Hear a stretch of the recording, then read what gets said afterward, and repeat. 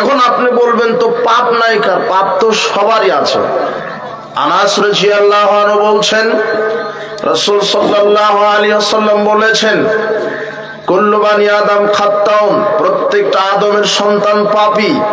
খায়রুল খাত্তাইনা তাওয়াবুন, সবচেয়ে উত্তম পাপী ওই পাপী যে পাপ করার পরে তওবা করে। তাহলে পাপ হবে কথা ঠিক, কিন্তু পাপ করার পরে ভুল বুঝতে পেরে সেই পাপ থেকে আমাকে কি করতে হবে? তওবা করতে হবে। পাপ আছে এই কথা ঠিক, মানুষ মাত্রই পাপী এই কথা ঠিক, তবে উত্তম পাপী যে পাপ করে ভুল বুঝতে পেরে আল্লাহর কাছে ক্ষমা চাই, তওবা ভিক্ষা চাই, এই ব্যক্তি শ্রেষ্ঠ।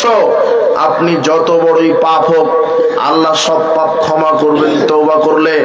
পৃথিবীতে এমন কোনো পাপই নাই যেই পাপীর পাপ আল্লাহ ক্ষমা করবেন না।